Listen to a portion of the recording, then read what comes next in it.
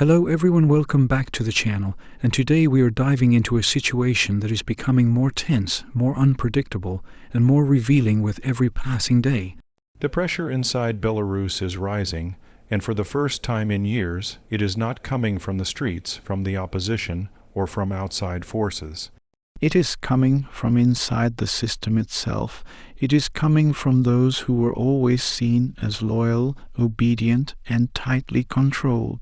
It is coming from the military.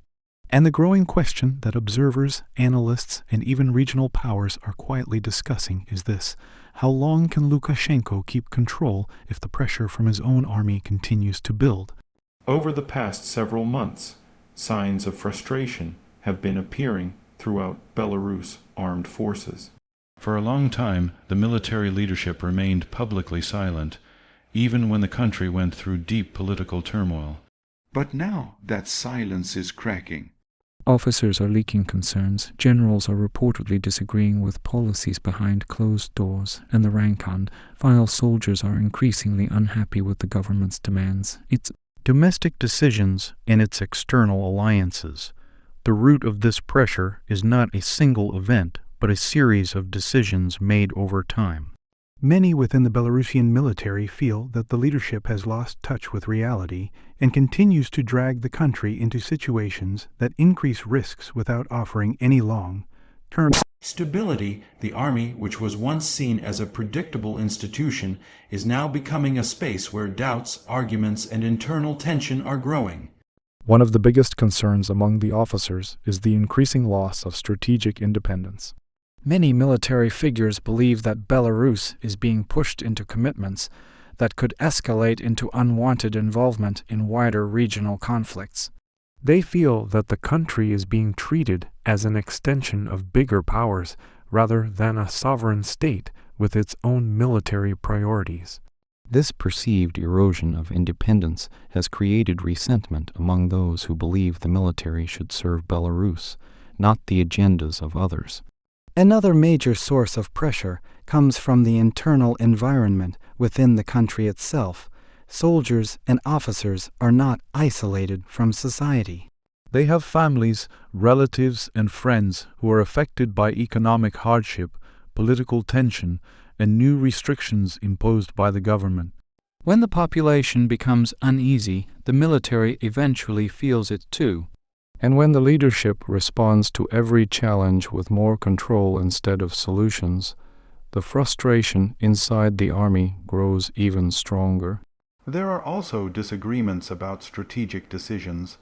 Some generals worry that the current approach relies too heavily on force instead of diplomacy. They fear that the government is becoming more reactive and less careful, making decisions that may solve today's issue, but create even bigger problems tomorrow. For officers trained to think about national security, long-term planning, and stability, this style of leadership appears reckless. Lukashenko has always relied on the military as a pillar of power. He believed that as long as the army remained loyal, nothing else could shake his position. But what happens when loyalty is mixed with doubt? What happens when the institution that is supposed to protect the state begins questioning the decisions coming from the top? This is the situation unfolding now, and it explains why the pressure is becoming noticeable. Within the lower ranks, the dissatisfaction is even clearer. Soldiers are increasingly questioning why they are being asked to participate in operations or drills that do not align with the country's needs. Many feel that they are caught between political decisions and the realities on the ground. They are seeing more workloads, more risks, and more pressure without any clear benefit. Meanwhile, they see the leadership becoming more demanding, yet more isolated from everyday concerns. Economic stress is another factor that should not be underestimated.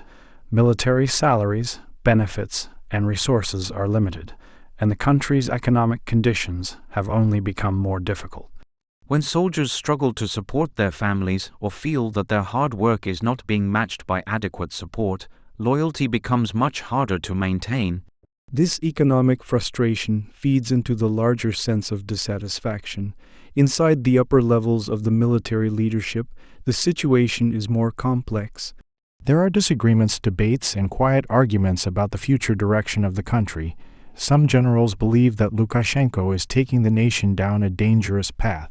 Others feel trapped between their duty and the growing realization that the current approach cannot continue forever. While none of them openly challenge the system, their silence and hesitation speak louder than words.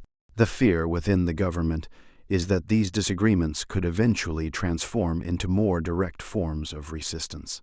Even small acts of refusal, delay, or passive resistance inside a military institution can cause huge changes. When officers hesitate to carry out orders or question the motives behind decisions, it signals a shift in internal dynamics. This is why Lukashenko is reportedly pushing for stricter monitoring and discipline within the armed forces. But pressure cannot solve pressure, and each attempt to tighten control over the military creates more suspicion and frustration. Soldiers and officers begin to feel that they are being watched, tested, or doubted.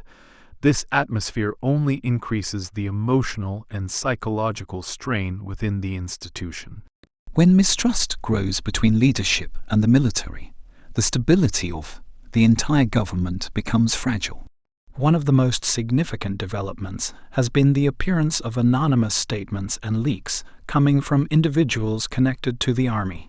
While their authenticity cannot always be confirmed, the mere fact that such leaks exist shows that people inside the system are willing to speak out, even if indirectly. This is not something that happens in a fully loyal military structure. It happens when people feel that they are not being heard internally. The regional context is also influencing the pressure. The neighboring countries are watching Belarus closely, and some of them believe that the internal tension within the military could eventually lead to major political instability. The army is aware that its decisions do not only affect Belarus but also the wider region. This awareness increases the weight on military leaders and intensifies their internal disagreements. There have also been increasing concerns about the long-term future of the military itself. Some officers fear that the institution is losing professionalism, identity, and strategic clarity. When a military force begins to feel that it is drifting away from its core purpose, morale begins to decline. Soldiers want to feel that their service matters, that their role is respected, and that their sacrifices are meaningful. When these feelings fade, the pressure builds. Lukashenko is well aware of these developments. He understands that when the military begins to question the leadership, the entire structure of power becomes unstable. This is why he has been trying to maintain control through new appointments, reorganizations, and public displays of confidence. But these moves are not always effective. Sometimes they make the situation even more tense by showing that the leadership is worried. The government's strategy has often relied on promoting loyalists and sidelining those who express doubts. However, this approach has limits. When too many experienced officers feel excluded or ignored, the military loses expertise. And when younger officers see that promotions are based on loyalty rather than competence, they become disillusioned. This type of environment can slowly erode the strength of the military institution itself. Meanwhile, Lukashenko continues to speak confidently in public, insisting that everything is under control. But behind the scenes, the reality appears different. Maintaining stability is becoming more difficult, and the pressure is not only political, it is structural. The army is a central pillar of Belarusian power, and any cracks within it cannot be easily dismissed. The tension is not yet an open confrontation, but it is a significant warning sign. Armies do not shift from loyalty to opposition overnight. The process begins with quiet disagreements, rising doubts, growing frustration, and internal divisions. All these elements are now visible in Belarus, and they indicate that the relationship between Lukashenko and his military is entering a new, more uncertain phase. Soldiers and officers are talking among themselves. They are analyzing the risks and the future. They are looking at the direction of the country and asking whether the leadership's decisions truly protect Belarusian security. These internal conversations matter because they shape the attitudes of the entire institution. If enough doubts accumulate, they can change the behavior of the military as a whole. There is also the psychological factor. When people inside an institution begin to feel that others share their doubts, they become more confident in expressing their concerns. This collective awareness can eventually turn pressure into action. While nothing dramatic has happened yet, the atmosphere in the military suggests that the potential for change is slowly growing. The international environment adds another layer of tension. External pressures, sanctions, alliances, and geopolitical expectations all influence the decisions of the Belarusian government. Some military leaders believe that the current path is isolating Belarus too much and damaging its long-term stability. They fear that the country is becoming heavily dependent on specific partners, reducing its freedom to make independent strategic decisions. Lukashenko's approach has always been based on maintaining strong control, suppressing dissent, and ensuring that institutions remain loyal. But controlling a military that feels increasingly pressured and dissatisfied is not easy. The more the leadership tries to tighten its grip, the more the institution resists in subtle ways. This creates a cycle of increasing tension. There are also concerns about future scenarios. If the pressure continues to rise, the military may face internal fractures. Some officers might push for reforms, others might remain silent, and a smaller group might remain fully loyal. This division could weaken the institution and create unpredictable outcomes. Stability depends on unity, and right now, that unity is being tested. Within the government, there is fear that too much pressure inside the army could eventually lead to a crisis. It might not happen suddenly or violently, but through gradual shifts in attitude, cooperation, and internal willingness to follow orders. A military that lacks full confidence in the leadership becomes much harder to command during moments of national stress. Ordinary soldiers are also paying attention to how the situation evolves. They want clarity, stability, and a sense of purpose. Many of them did not join the military to become instruments of political pressure. They want to defend their country, not participate in risky or unpredictable strategies. This disconnect between their expectations and the government's demands contributes to the growing internal pressure. As the situation continues to develop, it becomes clear that Belarus is entering a new phase in its political landscape. The military is no longer a silent and unquestioning institution. It is now a space where tensions, doubts, and frustrations are accumulating.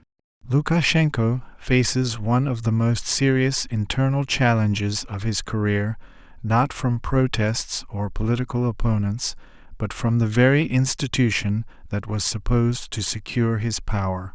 What happens next will depend on several factors: how Lukashenko responds, how the military leadership behaves, and how the lower ranks react to ongoing pressures. If the government chooses more forceful control, the tension may grow even stronger. If it tries to offer reforms or concessions, it might calm the situation temporarily but create new expectations. And if it ignores the pressure altogether, the problems may intensify quietly until they become impossible to manage. The world is watching closely because any instability within the Belarusian military could reshape the balance of power in the region. For now, the situation remains contained, but the growing signs of internal pressure cannot be ignored.